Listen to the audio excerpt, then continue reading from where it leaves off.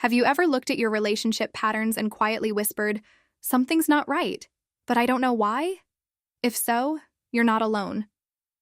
That quiet ache in your chest, the fear of being left behind, the impulse to pull away, when things get too real, it's not brokenness.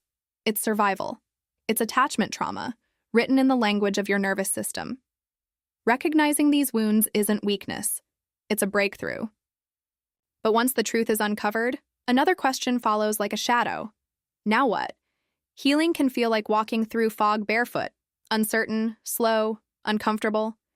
You may wonder if you're even on the right path. But let this be your anchor. Your trauma is not your identity. Your past is not your prison. And your healing is not just a dream. It's a direction. We've been conditioned to believe that healing means fixing, that there's something broken inside us that needs to be repaired, reshaped, or erased. So when we learn about attachment styles, anxious, avoidant, fearful avoidant, we immediately start wondering how to change ourselves, how to stop being too needy, too distant, too afraid. But here's a radical truth. You don't need to fix your attachment style. You need to understand it. Your attachment style isn't a character flaw. It's a defense mechanism your younger self built with the limited tools they had. That anxious alertness you carry, it once kept you safe in unpredictable emotional environments.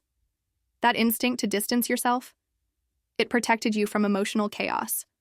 The push and pull of fearful avoidance, it was your brain trying to balance the impossible, craving connection while fearing the pain that might come with it. So instead of declaring war on your patterns, what if you sat beside them? What if instead of silencing them, you asked, "What are you trying to protect me from?" Because when you stop fighting your attachment style, you begin to disarm it. Healing doesn't start with punishment.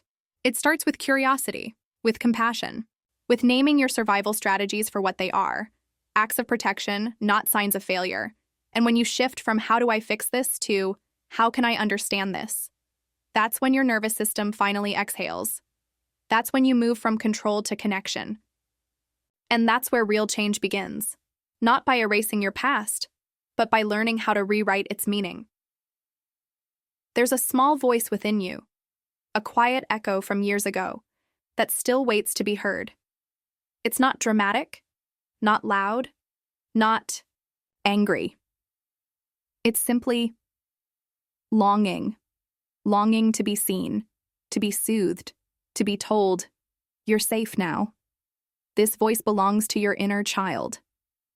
Not the version of you who's playful and innocent, though that part exists too, but the version who endured what no child should have had to: neglect, emotional chaos, inconsistency, or conditional love. The one who learned to shrink, to hide their needs, to earn love by being perfect or silent or strong. Reparenting isn't about pretending your past was different. It's about finally giving yourself what you should have received all along: consistency, safety, warmth, patience, not just as an emotional band-aid, but as a daily practice of rewriting your internal blueprint. Because the truth is, you may still be searching for that perfect parent in your partner, your friend, your mentor, someone who will finally say the words you've waited your whole life to hear. But here's the liberating truth. You don't have to wait anymore. That voice can come from you. Ask yourself, what did I need to hear back then? That I was good enough? That I was worthy of love without having to perform? That I was allowed to cry, to rest, to be held? Now, say it, out loud. Whisper it in the mirror. Write it down every morning. You are loved, even when you make mistakes. You are safe even when the world feels overwhelming. You matter, you always have. At first it might feel awkward or fake, but your brain is listening, your nervous system is listening. Your inner child is listening. The way forward isn't by shaming your wounds. It's by learning to be the gentle presence that younger you never had. And when you begin to show up for yourself in this way, every single day, something incredible happens. You stop searching for rescue and start building refuge. Healing doesn't live only in your thoughts. In fact, many of your deepest wounds were never intellectual to begin with. They were felt. In your chest when your parents' voice changed, in your stomach when love turned cold, in your shoulders when you learn to carry the weight of other people's emotions just to feel safe. So here's the truth. Most healing journeys miss. You can't think your way out of a trauma that lives in your body. And yet, that's exactly what so many of us try to do. We analyze, reflect, dissect every memory, every trigger, every relationship. We stay stuck in a loop of understanding without transformation. But healing is not a mental exercise. Healing is embodiment. You have to return to the body that flinched, to the heartbeat that raced, to the breath that paused, and slowly, gently, teach it that it's safe to relax again. One of the most underestimated tools for healing attachment trauma is something beautifully simple: play. Play reconnects you to the parts of yourself that existed before fear moved in. Play is how your body says, "I'm no longer in danger." When was the last time you danced like no one was watching, sang in the car with the windows down, laughed until your stomach hurt over something silly and small? These aren't distractions from healing. These are healing. Let your body move. Let it create. Let it feel joy without permission or productivity attached. Because when you move freely, when you allow yourself to be spontaneous again, you're not just playing, you're reclaiming territory from the trauma. You're showing your nervous system what safety feels like. You're rewriting the memory that love equals tension, that joy is unsafe, that stillness is dangerous. And in those sacred moments of lightness, you begin to feel something powerful. Not just that healing is possible, but that it's already happening. Some emotions don't knock. They break the door down. Anxiety storms in like a wildfire. Anger rises like a flood. Sadness? It can settle over you like a dense fog you never saw coming. If you've lived with attachment trauma, you know this well. Your nervous system is tuned like an alarm, always alert, always ready to run or shut down. So when discomfort shows up, your first instinct might be to escape, to distract, to silence what hurts. But here's the paradox. What you resist persists.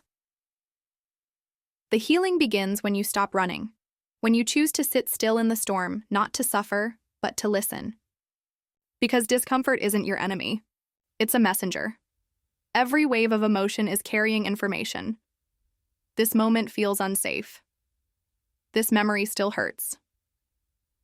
This part of me is asking for care, and while it may feel overwhelming at first, all emotions, like waves, rise and fall. They don't last forever. They just want to pass through you, not destroy you. So how do you begin to sit with your discomfort? Start small. Place your hand on your chest when you feel tightness. Breathe in for 4 seconds, hold for 4, exhale for 6. Name what you're feeling without judgment. I'm scared. I'm sad. I feel alone. In those small pauses, you are breaking old cycles. You are teaching your body that big emotions don't mean danger. They mean you're human. Mindfulness, grounding, deep breathing, they aren't just techniques. They're tools of survival and rebirth. Here's a simple yet powerful exercise. Write a letter to yourself as if you were writing to a dear friend going through what you're facing. Be soft. Be kind. Be honest. Then read it aloud. Feel the tenderness in your own voice. Feel how worthy you are of compassion, even from yourself. This is how you reclaim your emotional space, not by suppressing your pain, but by becoming a safe place for it to land. Triggers. That word alone can make you brace yourself.